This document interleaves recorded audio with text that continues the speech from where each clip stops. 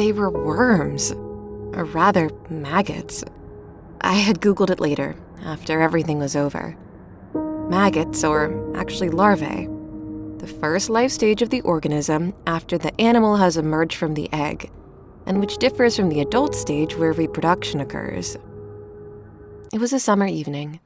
The sun had spared no one today, and the July warmth still lingered in the garden and around the house. I was home alone. Mark had gone into town to a cultural festival with Sebastian, or with David, I can't quite remember. It's time I faced the fact that that particular evening didn't just rob me of my future, but also a significant part of my short-term memory. Retrograde amnesia, my psychiatrist calls it. After dinner, paella with 2 glasses of Malbec, I lounged in the garden, lethargic with a book by Coelho. When dusk fell, around 11 I think, I moved with my book to the living room. At the stroke of midnight, I woke up startled. I felt groggy, as if I had drunk more than 2 glasses and got ready to go to bed. It was only then that I saw them, when I went to close the curtains, although they must have been there much longer. Maggots. There were no more than a dozen, stuck to the glass like yellowed stickers. They crawled towards the upper window frame. At first, I just stared at them, at their pale bodies, bare and wrinkled, at their silk wriggling, searching for a sheltered spot to quietly transform. Then my gaze drifted to the tiles, the doormat. They were everywhere. A spilled bag of rice that had miraculously come to life. They were crawling towards the house. I didn't want to call Mark. I'm not one to get scared, not at all. As a child, I had a terrarium, a gift after months of pleading for my 12th birthday, filled with lizards and a tarantula. Moreover, Mark had been looking forward to this evening for a week, and let's be honest, maggots are utterly harmless. But there were more and more of them. There were so many. And where were they coming from? I picked up my phone from the table. "How should I know?" said Mark. I could hear his annoyance through the phone, mixed with the buzz of an excited crowd in the background. "I'm not an entomologist. Can't you just put on your sneakers and squash them? You can spray the rest off the sliding doors with the garden hose."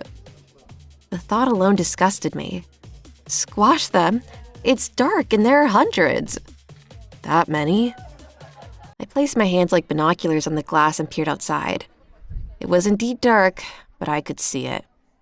"Did you leave the lid of the compost bin open?" "What did you say?" "You left the lid of the compost bin open, didn't you?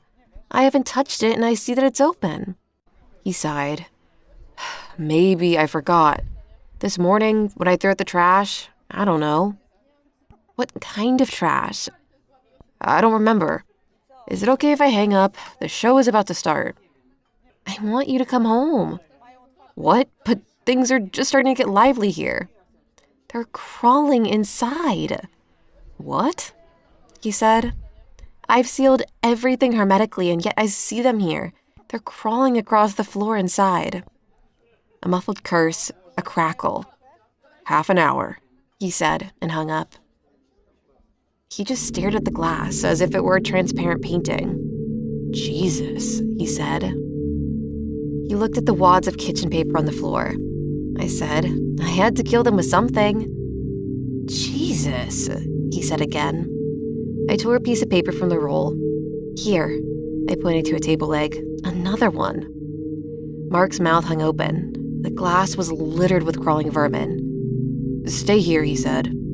He turned around, disappearing through the front door, and reappeared in the garden. I watched as he clumsily attached the garden hose to the outdoor faucet, cursed, and threw the thing away. "Broken," he mimed. I made a gesture of, it wasn't me. Saw something move in the corner of my eye, and found one by my left foot. I wrapped the paper around its body and heard something snap, felt something snap. The sliding doors were sealed tight. Where on earth were they coming from? I watched as Mark filled a bucket with water, impatient and annoyed. He walked to the sliding doors and threw the water onto the glass. I remember it barely helped. I remember the creatures seemed to brace themselves, determined not to let go. I think Mark spent an hour with that bucket, Dozens of splashes fell silently on the glass. Eventually, he fished brightly colored bottles from the cabinet under the kitchen sink. "Turn off the light," he said. "Maybe they're attracted to the light." "Aren't they blind?" I asked his back. "Turn off the lights." He disappeared again through the front door. With the light from my phone, I saw him sprinkle the contents of a vinegar bottle over the sliding doors. His grin looked eerie in the square light. "That'll teach them," he said through the glass. "That'll teach them." It must have been late when we decided to go to bed. In our underwear, for the last time, with the light from our iPhones, we'd searched the connection of the sliding doors with the floor, like overzealous pest controllers. I found 2 more, killed them, stuffed a gap full of kitchen paper. Mark found nothing. "It's okay now," he yawned. He pointed outside. "There were only a few more left. It's okay." I nodded. "Sorry," I said, "for calling you." He kissed me. "This was an emergency, honey." Although he smiled, his voice sounded joyless. We went upstairs, brushed our teeth in silence, and crawled into bed. I just lay there, staring at the ceiling, listening to Mark's regular breathing. I would have preferred to stay awake until morning, to hear the fluttering of wings from behind the bedroom curtains, the birds feasting on the last remaining tormentors. But sleep overcame me. I slept lightly, dreamed of seafood crawling out of my paella, and finally woke up, startled. Something was crawling over my arm. I let out a scream and brushed it off. Had I really felt it, or was I dreaming? My heart pounded behind my ribs. I turned on my nightlight, squinted my eyes, and searched my duvet. Then the floor, the nightstand, under the nightstand. Nothing. Like a child afraid of monsters, I looked under the bed, ran my hand over the cheap Persian carpet. Nothing. Would it have made a difference if I had woken up earlier?